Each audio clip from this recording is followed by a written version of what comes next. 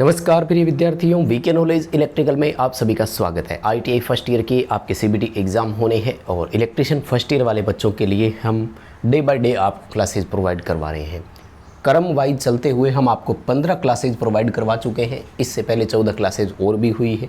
अगर इसी क्लास से आप हमारे चैनल के साथ जुड़े हैं तो चैनल पर आईटीआई एग्ज़ाम 2024 नाम से प्लेलिस्ट बनी है। समय निकालकर उन प्रीवियस 14 क्लासेज को भी ज़रूर अटेंड कर लेना, क्योंकि इन सभी क्लासेज में जो क्वेश्चन हमने आपको बताए हैं विश्वास दिलाते हैं कि आपके पेपर में ऐसे ही क्वेश्चन आएंगे। अगर आपको चाहिए थ्योरी में 100% नंबर्स तो हमारी इन सभी क्लासेज में बताए गए क्वेश्चंस को बहुत अच्छे से पढ़ लो। गारंटी देते एक भी क्वेश्चन बाहर नहीं जाएगा, यकीन करना है आपको। और सारे क्वेश्चन अच्छे से पढ़ने हैं। वर्ष 2021, 22, 23 पिछले 3 साल से लगातार हम आपके सीबीटी एग्ज़ाम को फॉलो कर रहे हैं। हर दिन हर शिफ्ट में कैसे कैसे क्वेश्चंस आए थे वो हम इस क्लास के माध्यम से आपको करवा रहे हैं। सो चैनल को सब्सक्राइब कर लीजिए अभी से, क्योंकि इन 15 क्लासेज से भी कुछ नहीं होगा, और भी क्लासेज आपको मिलने वाली है। और क्लासेज इंटरकनेक्टेड रहती है। जैसे ये हमारा वायरिंग वाला चल रहा है, तो अगर आप 13-14 क्लासेज को और देख कर आओगे तो 15वीं समझ में आएगी, क्योंकि वायरिंग के 110 क्वेश्चन हैं तो 3 क्लास में पूरे करवा रहे हैं आपको। इम्पोर्टेंट है, एग्ज़ाम में ज़रूर आएंगे। डिस्क्रिप्शन में लिंक दिया गया है, हमारा एंड्रॉयड ऐप डाउनलोड कर लीजिए। ऐप में आपके आईटी फर्स्ट ईयर के फ्री टेस्ट भी अवेलेबल है और पेड टेस्ट सीरीज़ भी अवेलेबल है। आप फ्री वाले टेस्ट अटेंड करके अपनी तैयारी परख सकते हो, कितनी तैयारी हुई। एकदम एग्ज़ाम में वैसे ही क्वेश्चंस का लेवल रहेगा, वही तरीका रहेगा। तो ऑनलाइन एग्ज़ाम होंगे, अटेंड करके देखो। शुरू करते हैं आगे बढ़ने से पहले, और इस वीडियो को कर दीजिएगा लाइक अभी से। बहुत अच्छी तरह से क्वेश्चंस आपको एक्सप्लेन करने का प्रयास करेंगे। उम्मीद है कि क्वेश्चन आपको समझ में भी आएंगे। चलिए शुरू करते हैं। पहला सवाल आपके सामने है। क्या पूछ रहे देखो, क्वेश्चन पूछ रहा है कि what is the type of wiring. Wiring के प्रकार का नाम क्या है, किस प्रकार का वायरिंग है। एक तो मैं फिर बोलूँ, हर क्लास में वैसे बोलता है हूँ, आपके सिंबल वाले जितने भी क्वेश्चन है ना, बहुत उम्मीद है कि वो डायरेक्ट उठाए जाते हैं, इसलिए सिंबल तो एक भी नहीं छोड़ना है। कई बार हमने देखा है कि एक ही पेपर में 10-10 सिंबल वाले क्वेश्चन आए थे। देखो सिंपल ये वाला आपका है, अगर अच्छे से आपको पकड़ में आ रही हो ना, तो ये देखो 2 नॉर्मली तारें निकल रही है और दोनों तारों पर क्लीट लगाए जा रहे हैं, बस सिंपल। अस्थायी वायरिंग है माय डियर। टेम्परेरी वायरिंग का एक प्रकार है। और अस्थायी वायरिंग के लिए हम कौन सी वायरिंग इस्तेमाल करते हैं, सब जानते हैं, क्लीट वायरिंग आएगा। चीनी मिट्टी के लगे हुए क्लिप होते हैं और क्लीट होते हैं, और 75 सेंटीमीटर की इनके बीच में दूरी होनी चाहिए। खैर आपको तो इतना डिटेल में जाने की ज़रूरत नहीं है। हल्का सा डायग्राम पर नज़र लगाओ, और जैसे ही डायग्राम देखा आपने तो क्लीट वायरिंग का ऑप्शन आपको ढूंढना है। सीबीटी एग्ज़ाम होंगे, ऑप्शन चेंज हो सकते हैं। जैसे यहाँ बी में है तो हो सकता है कि वो आपके ए में आ जाए, सी में आ जाए, लेकिन नाम वही रहेगा, नाम चेंज नहीं होगा। अगला सवाल देखो, सर्किट ब्रेकर का काम क्या है। देखो वैसे तो नाम से ही पता लग रहा है सर्किट को ब्रेक करने वाला, लेकिन ये मेक और ब्रेक दोनों करता है। पहली चीज़, सामान्य स्थिति में अगर हम चाहते हैं तो मेक और ब्रेक दोनों करवा सकते हैं। सेकंड ऑप्शन, एबनॉर्मल कंडीशन जब भी आती है तो ये ऑटोमेटिक ब्रेक कर देता है। ये 3 विशेषताएं होती है। यानी नॉर्मल कंडीशन के अंतर्गत ऑपरेटर पर डिपेंड करता है, वो चाहेगा तो मेक भी करवा लेगा, चाहे तो ब्रेक भी करवा लेगा। यानी क्लोज की कमांड देगा तो ब्रेकर के कॉन्टैक्ट लग जाएंगे, ट्रिपिंग की कमांड देगा तो ब्रेकर के कॉन्टैक्ट हट जाएंगे। ये है सामान्य कंडीशन। सेकंड ऑप्शन है कि अगर कोई फॉल्ट आता है जिसे हम एबनॉर्मल साउंड बोल रहे हैं, तो फॉल्टी कंडीशन में ऑटोमेटिक ट्रिप होना चाहिए। ऑटोमेटिक ट्रिप का ऑप्शन देखो ये रहा। असामान्य स्थिति में स्वचालित रूप से तोड़ना, break the contact automatically at abnormal condition. ठीक है, नॉर्मल कंडीशन पे नहीं जाना है फिर आपको, ठीक है ना। नॉर्मल कंडीशन का नहीं, एबनॉर्मल कंडीशन में ब्रेक करना, क्योंकि सर्किट ब्रेकर कंट्रोलिंग डिवाइस से ज़्यादा प्रोटेक्टिव डिवाइस के रूप में इस्तेमाल किया जाता है। सुरक्षा युक्ति के रूप में ज़्यादा प्राथमिकता देते हैं हम इसको। ठीक है, अगला सवाल देखो, यदि अर्थ पाइप की लंबाई बढ़ जाती है तो अर्थ के प्रतिरोध का क्या होगा। अब ध्यान से सुनिएगा, यहाँ पर एक बात बता रहा हूँ, बहुत सारे बच्चे कन्फ्यूज रहते हैं। यहाँ पर प्रतिरोध लंबाई के समानुपाती होता है, ये नियम नहीं लगाना, ये नियम यहाँ नहीं लगेगा। दरअसल वो अर्थ पाइप की लंबाई बढ़ा रहा है। देखो अर्थ पाइप की लंबाई बढ़ेगी ना तो आप यूँ समझ लीजिए कि उसकी ज़मीन में डेप्थ बढ़ेगी, गहराई बढ़ेगी। जितना ज़्यादा ज़मीन में जाएगा मॉइस्चर बढ़ेगी, और मॉइस्चर बढ़ेगी तो रेजिस्टेंस घटेगा। सी ऑप्शन करना है आपको, डिक्रीज होगी। ये बहुत ही बढ़िया क्वेश्चन है और कंपटीशन एग्जाम में तो इसकी पूरी संभावना रहती है। तो डिक्रीज करना, घटेगी अर्थ पाइप की लंबाई बढ़ने से। लंबाई बढ़ना और वो नियम यहाँ मत लगा देना, ठीक है। अगला सवाल देखो, आरेख का प्रकार क्या है। देखो भाई, वायरिंग में बनते हैं 4 तरह के सर्किट डायग्राम। पिछली क्लास में बोल चुका हूँ, उससे पहले वाली में दे चुका हूँ। वायरिंग की कंटिन्यू 3 क्लासेज है, ठीक है। कौन कौन से थे? Layout diagram, circuit diagram, wiring diagram, installation diagram. दरअसल ये वाला जो है ना, ये एक्चुअल तार की लंबाई नापने के लिए होता है। देखो कि तार पहले यहाँ से निकलेगा, फिर आपका तार स्विच में जाएगा, यहाँ से निकल कर आगे वाले के स्विच में जाएगा, और फिर वहाँ से निकल कर के लैंप में जाएगा। तो ये वास्तविक रूप में तार और केबल की लंबाई पता करने के लिए होता है। क्योंकि एक्चुअल में अगर देखो, ये स्टेयरकेस वायरिंग है, 2 वे सर्किट वाला है, तो इसमें अगर एक लैंप को हमें 2 जगह से कंट्रोल करना है ना, तो हमारा 2 वे सर्किट का वायरिंग हम कैसे बनाते हैं? यूँ। और क्या करते हैं हम करते हैं कि न्यूट्रल को सीधा दिखा देते हैं, फेज को यहाँ एंटर करवाया और इन दोनों को आपस में जोड़ दिया और लैंप को दे दिया। अब आप एक बात बताओ, यहाँ तार का अंदाज़ा प्रॉपर लग रहा है कि यहाँ प्रॉपर लग रहा है? भाई वायरिंग तो ऐसे हो रही है ना। अगर इस लेंथ को मैं देख लूँ तो तार तो 2 मीटर ही नहीं हुई, और इसको देख रहे हैं तो लगभग 10, 15, 20 मीटर तक तार लगेगी। तो ये वास्तविक रूप से पहचान करने के लिए होता है, वायरिंग डायग्राम कहलाता है, ये ध्यान रखना, ठीक है। ए ऑप्शन सही होगा। तार, केबल या अदर कोई भी जैसे पाइप या केसिंग केपिंग लगानी है तो वो कितने लगेगी, उसका अंदाज़ा लगाने के लिए हम इसका इस्तेमाल करते हैं। मोस्टली तार और केबल का पता इससे लगता है हमें, ठीक है। और इंस्टॉलेशन बनने के बाद वायरिंग कैसी दिखेगी, सर्किट डायग्राम, कनेक्शन कैसे होंगे, और लेआउट का पिछली क्लास में आ ही गया था कि तार वार पता करनी हो, सीधी कितनी वो जा रही है, कितनी तार जा रही है, कितने सॉकेट और वो कहाँ लगेंगे, वो वाला अंदाज़ा। अगला सवाल देखो भाई, AWG का विस्तार क्या है? विस्तार यानी पूरा नाम। देखो पिछली क्लास में MCB का पूछा था। 2-4 फुल फॉर्म पक्का आएंगे, 5 से 7 डायग्राम पक्के आएंगे, बाकी तो CBT एग्जाम में क्वेश्चन सीधे आएंगे। AWG का पूरा नाम होता है अमेरिकन वायर गेज। जैसे हमारे इंडिया का होता है SWG, वैसे अमेरिका का होता है। SWG का होता है स्टैंडर्ड वायर गेज, ये भारत का होता है। AWG होता है अमेरिकन वायर गेज। दोनों में आपस में कोई सीधा संबंध नहीं है, ये ध्यान रखना। दोनों में फ़र्क ज़रूर है। फ़र्क क्या है कि इंडिया वाला तो तार को सीधा दिखाता है, जैसे 0 से 36 गेज गए बस, ठीक है। लेकिन ये वाला क्या करता है कि तार के गेज के साथ साथ आपको ये भी बताता है कि इसमें कितनी तारें हैं और ग्राउंड है या नहीं है।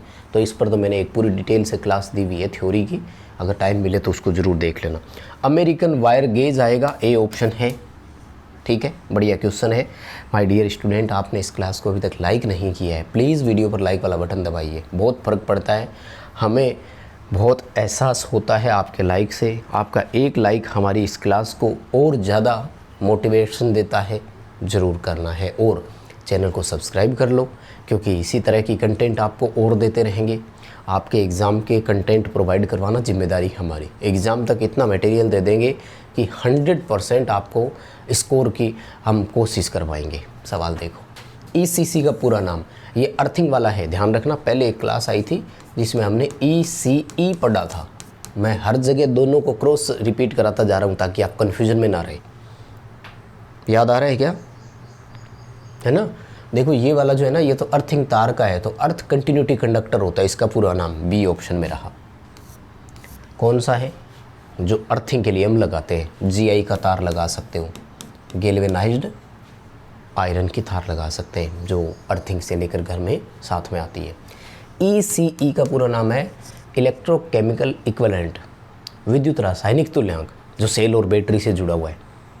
पिछली क्लास में ही तो हुआ है ना, मतलब 5-7 क्लासेज पहले ही सेल और बैटरी पहले करवाया था आपको। भाई सीक्वेंसली देखो, अगर आज इस क्लास से आप जुड़े हैं तो मैं तो ये कहूँगा कि 1 से लेकर के 15 तक सारी क्लासेस देख लो, किसी में कोई डाउट नहीं रहेगा और एग्ज़ाम में क्वेश्चन की गारंटी है। अगला सवाल, अस्थायी प्रतिष्ठान के लिए कौन सी वायरिंग लेंगे? तो क्लीट वायरिंग आएगा, क्योंकि अभी जब डायग्राम पढ़ रहे थे तभी मैंने आपको बता दिया था कि ये क्लीट वायरिंग है और टेम्परेरी रूप से यानी अस्थायी रूप से इसका हम इस्तेमाल करते हैं। अगला सवाल, रिले का प्रकार क्या है? यस, इस डायग्राम को अच्छे से देख लो, पक्का पेपर में क्वेश्चन आएगा, बहुत अच्छे से समझ लो। सीबीटी एग्ज़ाम में बहुत क्वेश्चन आया है। इलेक्ट्रोमैग्नेटिक रिले है माय डियर, ये विद्युत चुंबक है। ये देखो ये रहा, यहाँ आप फेज न्यूट्रल या प्लस माइनस की सप्लाई दोगे तो इसके जो मैग्नेटिक पोल है वो एक्साइटेड होंगे तो ये आयरन रोड को नीचे की तरफ खींचेंगे तो देखो ये कॉन्टैक्ट बन जाएगा। ठीक है, विद्युत चुंबकीय रिले है, इंग्लिश में बोलते हैं इलेक्ट्रोमैग्नेटिक रिले।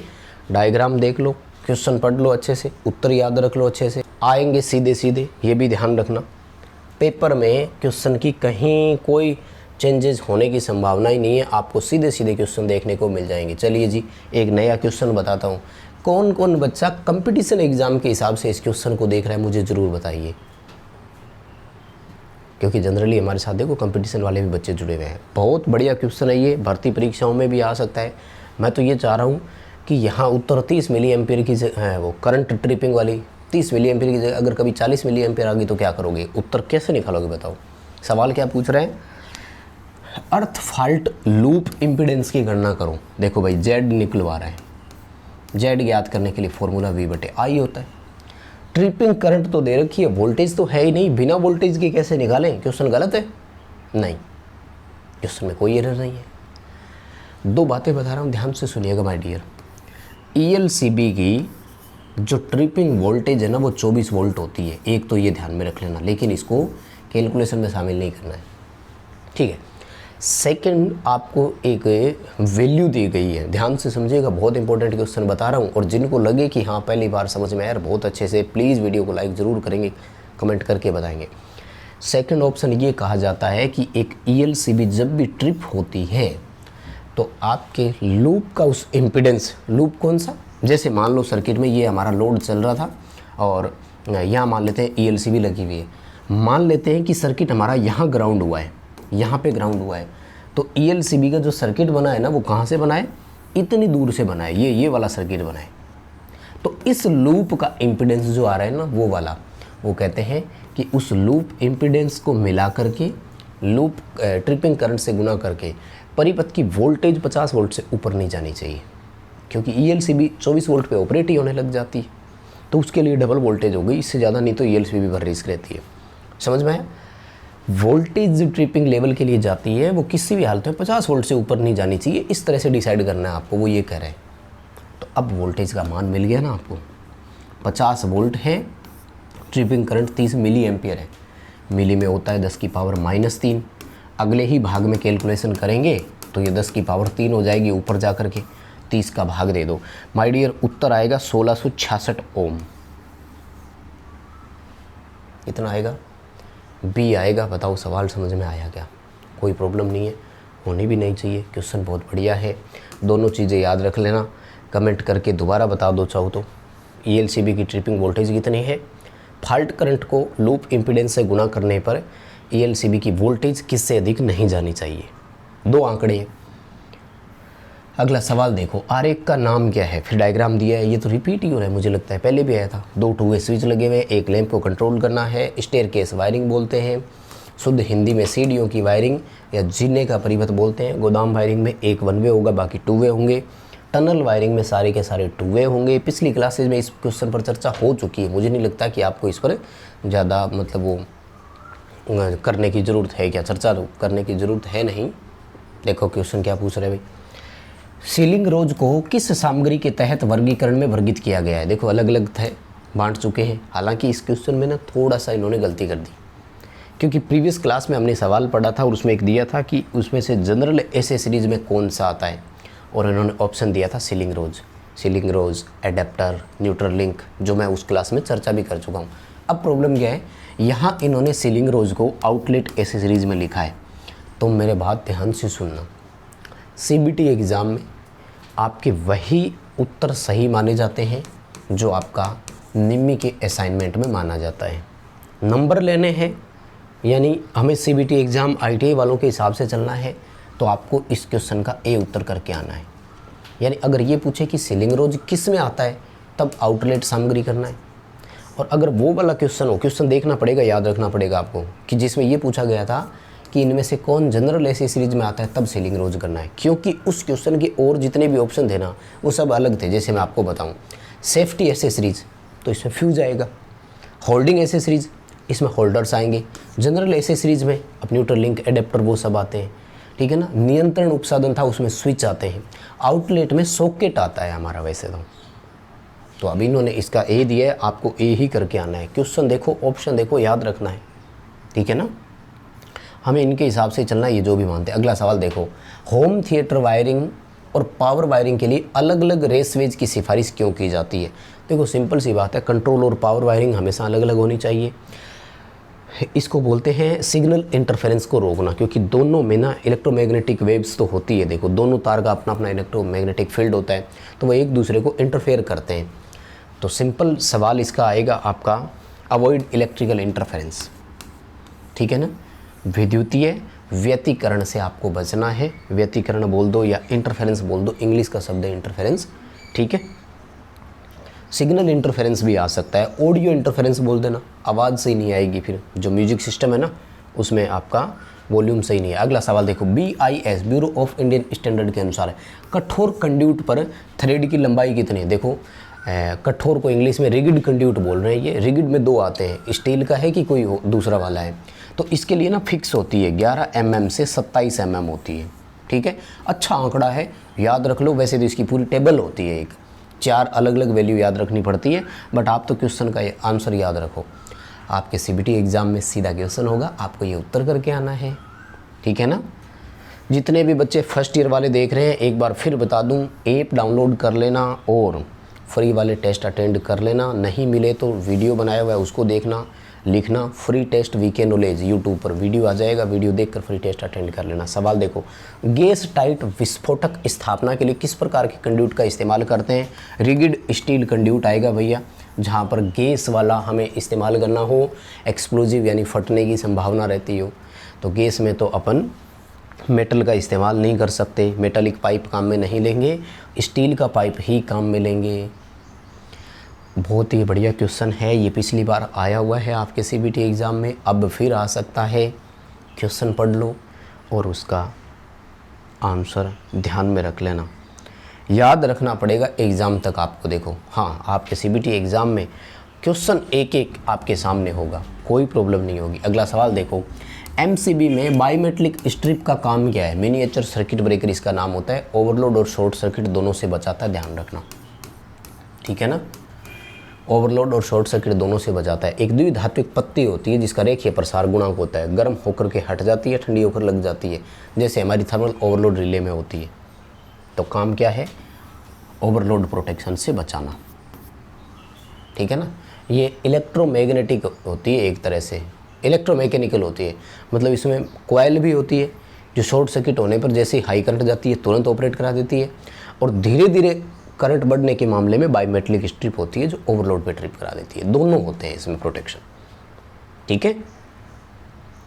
ए ऑप्शन करना, ओवरलोड से बचाना, अति भार से सुरक्षा करना।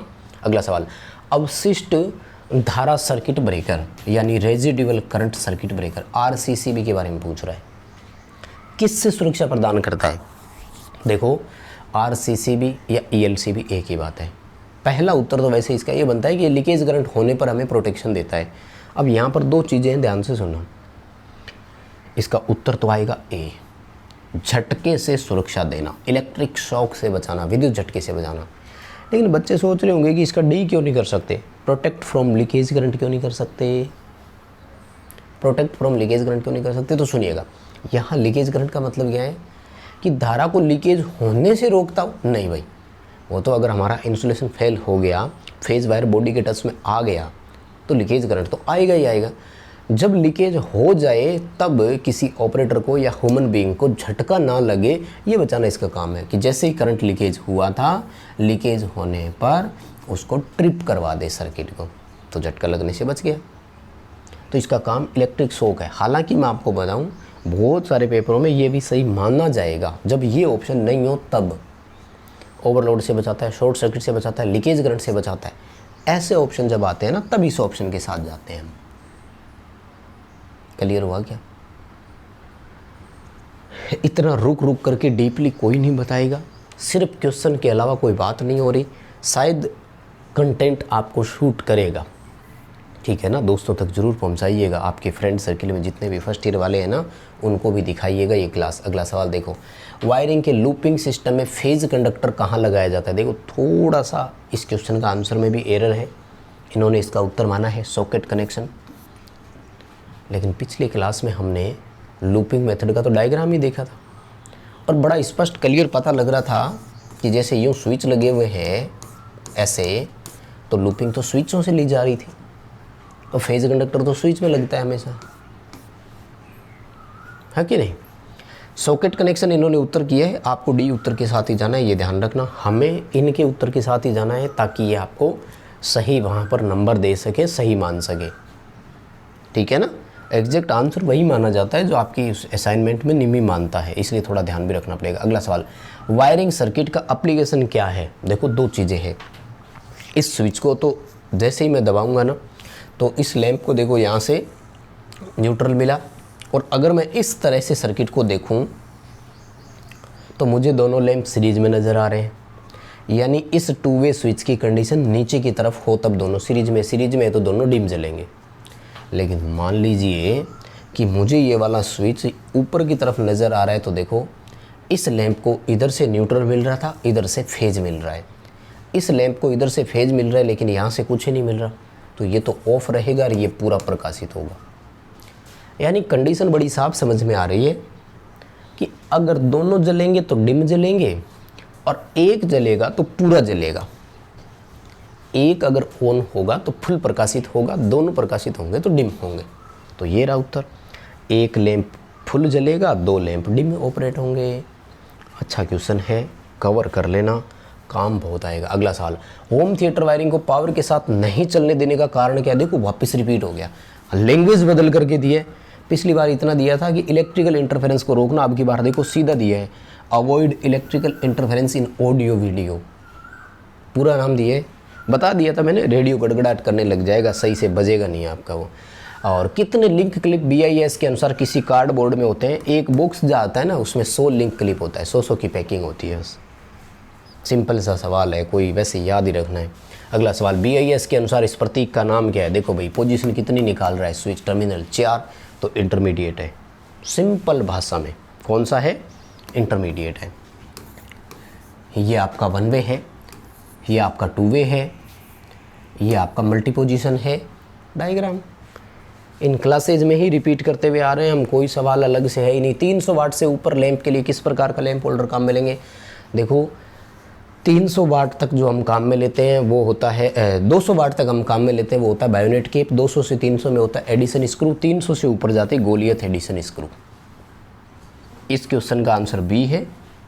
200 से 300 वाट का अगर पूछे तो एडिसन स्क्रू, और उसके बाद में जो बायोनेट कैप होता है वो 200 वाट तक।